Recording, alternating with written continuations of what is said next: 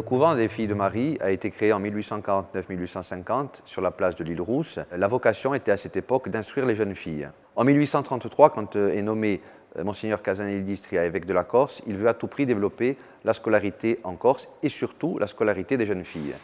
Ainsi, il prend contact avec un des créateurs des Filles de Marie, qui est le père Chaminade, et il lui demande qu'en Corse soit installée une congrégation de ce style.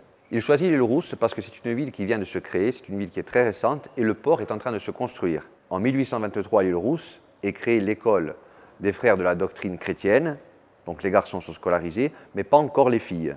Le 28 août 1849, la première pierre du couvent est posée sur la place de l'Île Rousse. Le terrain sur lequel est construit ce couvent appartient à la famille Piccioni, dont Sébastien, qui sera maire de l'Île Rousse au milieu du 19e. En 1850, l'Institut ouvre. Il y a une école communale, un cours complémentaire, l'internat et bien sûr l'enseignement religieux. Le bâtiment se compose de 3 niveaux de 250 mètres carrés chacun.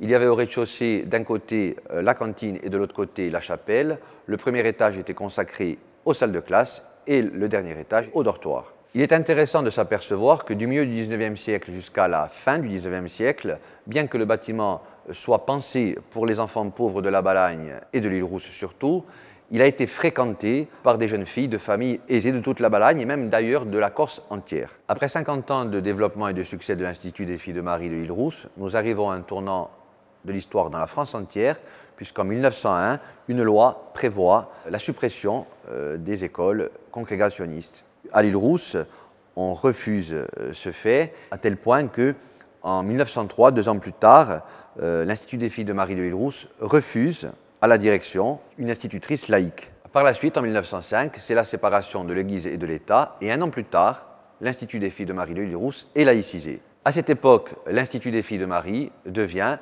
l'institution Jeanne d'Arc, plus connue sous le nom de pensionnat Jeanne d'Arc à l'Île Rousse. Juste avant la Première Guerre mondiale, il y avait 30 pensionnaires pour 150 externes.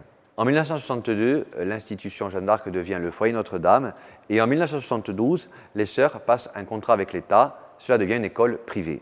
À cette époque, il reste bien sûr des religieuses, mais il y a aussi des institutrices laïques. Dans les années 80, l'activité scolaire s'arrêtera et ne subsistera que les cours de catéchisme jusqu'au début des années 2010. Et enfin, en 2014, tout sera fermé et l'école Notre-Dame sera relogée dans le couvent des franciscains sur la route de Calvi.